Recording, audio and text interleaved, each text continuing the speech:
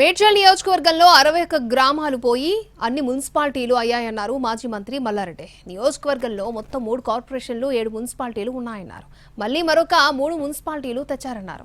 13 మున్సిపాలిటీలు జీహెచ్ఎంసీలో కలపకూడదని అసెంబ్లీలో కోరారు మల్లారెడ్డి. ప్రభుత్వానికి గవర్నమెంట్ కు 1100 కోట్లు లాభం వచ్చేది చెప్తా అధ్యక్ష. రెండోదేమో మా మేడ్చల్ కౌన్సిలర్లు కార్పొరేటర్లు సర్పంచ్ల బాధ చెప్తా అధ్యక్ష. 2 నిమిషాలు ఒక్కటే చెప్పు. 1100 కావాలా? 1 నిమిషంలా. నువ్వు నంబర్ 1 మినిస్టర్ అన్నా, నువ్వు మా ఇన్ఛార్జ్ మంత్రివి, నీకే చెప్తున్నా, మా ఇన్ఛార్జ్ మంత్రి అని చెప్తున్నా.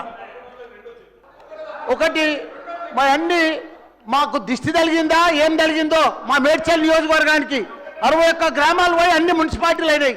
3 కార్పొరేషన్లు ఉన్నాయి, 7 మున్సిపాలిటీలు ఉన్నాయి. ఇంకా మనం 3 మున్సిపాలిటీలు చేసిర్రు. మాకు కౌన్సిలర్లు కార్పొరేటర్లు అంతా కూడా 10 ఏళ్ల కోసం రిజర్వేషన్ తెచ్చినుండ్రి మా టీఆర్ఎస్ ప్రభుత్వం. ఇప్పుడు 5 ఏళ్లలోనే మొత్తం సమాప్తి చేసిరు కాబట్టి వాళ్ళంతా బాధపడుతుండ్రు. సేమ్ రిజర్వేషన్, సేమ్ కౌన్సిలర్లు, సేమ్ మున్సిపాలిటీలు, 13 మున్సిపాలిటీలు జిహెచ్ఎంసీలో కలపకుండా అట్లనే పెట్టాలన్నా దయచేసి